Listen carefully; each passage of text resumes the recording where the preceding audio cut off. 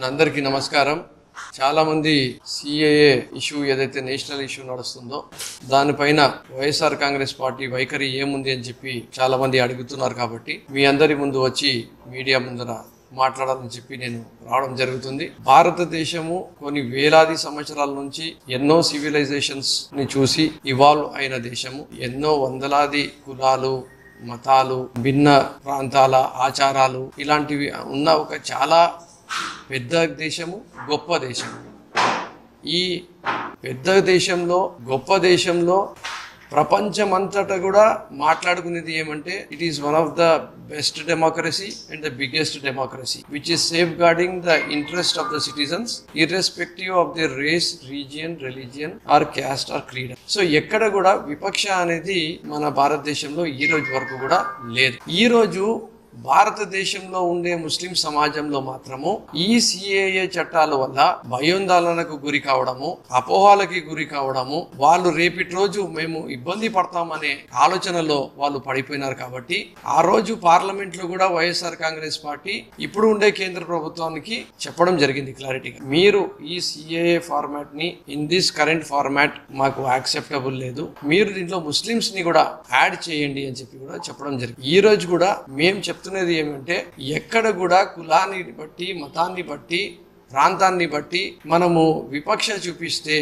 అది దేశం కోసం మంచిది కాదు. కాబట్టి అందరి మనోభావాల్ని మనము తీసుకొని వెళ్ళాలా. ఒక మంచి కార్యక్రమం మనం చేస్తున్నప్పుడు మా వైఎస్ఆర్ కాంగ్రెస్ పార్టీ లైనే ఏమంటే కులం చూడము, మతం చూడము, పార్టీ చూడము, ప్రాంతం చూడము, ఎక్కడ విపక్ష అనేది లేదు. అందరికి సమానత్వంతో ప్రతి సంక్షేమ పథకం గాని, ఇక్కడ నివసిస్తున్న ఆంధ్రప్రదేశ్ రాష్ట్రంలో నివసిస్తున్న వాళ్లకు ప్రతి విధంగా గాని వాళ్ళకు భరోసా, భద్రత మా గౌరవ ముఖ్యమంత్రి వర్యులు శ్రీ వైఎస్ జగన్మోహన్ రెడ్డి గారు ఇవ్వడం జరిగింది. ఈ రోజు సిఏఏలో 6 రిలీజియస్ మైనారిటీస్ కి పెట్టి దాంట్లో ముస్లింస్ ని చేర్పియకపోతే ఆ సిఏఏ చట్టము రావడం వల్ల రేపటి రోజు వచ్చే ఎన్పిఆర్ గాని, ఎన్ఆర్సీ గాని వచ్చినప్పుడు ఎప్పుడైతే ఈ బీద ప్రాంతాల్లో ఉండేవాళ్ళు, పేదరికంలో ఉండేవాళ్ళు వాళ్ళ సిటిజన్షిప్ ని ఒకవేళ ముస్లింస్ ప్రూవ్ చేసుకోలేని పరిస్థితుల్లో పడినప్పుడు ఈ సిఏఏ చట్టం అనేది అందరికీ వర్తిస్తుంది. కానీ ముస్లింస్లకు ఒక్కటే మాత్రము వర్తించకుండా వాళ్ళు నిజమైన భారతదేశ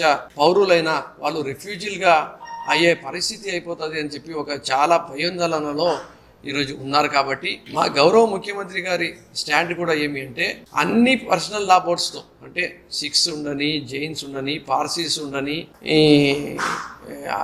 జ్యూస్ ఉండని, ముస్లిమ్స్ ఉండని, ప్రతి ఒక్కరి పర్సనల్ లా బోర్డ్స్తో వాళ్ళ పెద్దలతో కూర్చొని ఏమి చేస్తే ఇంక్లూజివ్ అప్రోచ్ అవుతుంది, ఏమి చేస్తే ప్రతి ఒక్కరిని మనము న్యాయం చేసే విధంగా చేయగలుగుతాం, ఏమి చేస్తే దేశంలో ఉండే ప్రతి ఒక్క నాగరికుడు కూడా సంతోషంగా ఉండగలుగుతాడు అనే విధంగా మనము చేసుకుంటే బాగుంటది అని ఆ రోజు పార్లమెంట్ లో చెప్తున్నాము, ఈ రోజు చెప్తున్నాము. In this current format of CAA మేము యాక్సెప్టబుల్ లేము. ఎందుకంటే ఒక మేజర్ ఒక పాపులేషన్ అభద్రతా భావంలోకి వెళ్ళిపోయే పరిస్థితి ఉంది. కాబట్టి దీనిలో అమెండ్మెంట్స్ తీసుకొని రావాల్సిన ఎంతైనా అవసరం ఉంది అని చెప్పి మీ ద్వారా తెలియజేసుకుంటూ, మేము మా పార్టీ, మా నాయకుడు ఎప్పుడు కూడా ప్రతి ఒక్క వర్గానికి, ప్రతి ఒక్క కులానికి, ప్రతి ఒక్క మతానికి ఎంతో గౌరవం ఇచ్చే మనిషి. ప్రత్యేకంగా ఆ రోజు రాజశేఖర రెడ్డి గారు 4% రిజర్వేషన్ ఇవ్వడంలో కానీ, ఈ రోజు వరకు సామాజికంగా, ఆర్థికంగా, రాజకీయంగా జగన్మోహన్ రెడ్డి గారు మైనార్టీస్ కు చూపించిన ప్రేమ కానీ, వాళ్ళకు చేసిన మేలు కానీ చూసుకుంటే కూడా ఖచ్చితంగా మైనార్టీస్ ఆంధ్రప్రదేశ్ రాష్ట్రంలో కూడా ఎవరు కూడా భయోందోళనకు గురి కావాల్సిన అవసరం లేదు. దానికోసమే అసెంబ్లీ సాక్షిగా ఎన్ఆర్సీని ఇప్పుడు ఉండే పరిస్థితుల్లో, ఈ ఉండే ఫార్మాట్ లో మేము చెయ్యలేము అని చెప్పి కూడా అసెంబ్లీలో కూడా రెజల్యూషన్ కూడా పాస్ చేయడం జరిగింది అని చెప్పి కూడా మరొకసారి మీడియా ద్వారా మీకు గుర్తు చేపిస్తున్నాను. ఆ రోజు కూడా గౌరవ ముఖ్యమంత్రి గారు ఒకటే మాట చెప్పడం జరిగింది, ఏ చట్టాల వల్ల ఏ ఒక్క మనిషికి కూడా ఇబ్బంది అయితే దానికి మేము ఖచ్చితంగా వ్యతిరేకిస్తాము. దానికి ఏ రకంగా మేలు జరుగుతుంది అనేది కూడా మేము ప్రజల వాణి ఏదైతే ఉందో అది కూడా ఇప్పుడు ఉండే కేంద్ర ప్రభుత్వానికి వినిపిస్తాము అని చెప్పి కూడా చెప్పడం జరిగింది. సో మీ అందరికీ చెప్పేది ఒకటే, భారతదేశం అనేది ఒక గొప్ప దేశము, ఈ భిన్నత్వంలో ఏకత్వం ఉండే దేశము. ప్రతి ఒక్కరు కూడా కలిసిమెలిసిగా ఉండే దేశము, ప్రతి ఒక్కరు కూడా బాగుండాలని చెప్పి కోరుకునే వాళ్ళం. కాబట్టి ప్రపంచంలోనే ఇంకా పేరు ప్రఖ్యాత పెంచే విధంగా మన చట్టాలు ఉండాలి. కాబట్టి మనం ఖచ్చితంగా ఈ ఫార్మాట్ ఆఫ్ సిఏఏని మాకు యాక్సెప్టబుల్ లేదు అని చెప్పి కూడా మీ ద్వారా తెలియజేసుకుంటూ, మరి ఆంధ్రప్రదేశ్ రాష్ట్రంలో ఉండే ముస్లిం సమాజానికి కూడా ప్రతి ఒక్కరికి కూడా మేలు చేసే పనే గౌరవ ముఖ్యమంత్రి వర్యులు శ్రీ వైఎస్ జగన్మోహన్ రెడ్డి గారు చేస్తారు. ఎందుకంటే ఆయన దగ్గర విపక్ష లేదు అని చెప్పి మరొక్కసారి మీ ద్వారా తెలియజేసుకుంటున్నాం.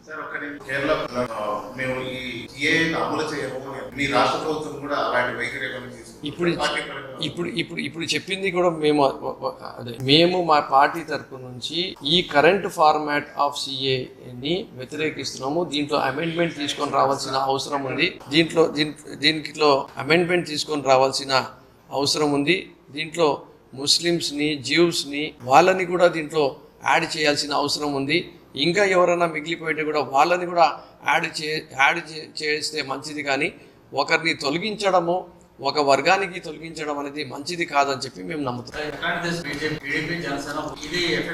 అది తెలుగుదేశం పార్టీ బీజేపీ పార్టీతో ఇంతకు ముందు కూడా వాళ్ళు అలయన్స్ లో ఉండినారు. దాని తర్వాత మేము అలయన్స్ లో ఎప్పటికీ బీజేపీ పార్టీతో కలవము అని చెప్పి కూడా చంద్రబాబు నాయుడు గారు చెప్పడం జరిగింది. మళ్ళీ మోడీ గారికి కూడా ఎన్నోసార్లు ఆయన తిట్టడం జరిగింది.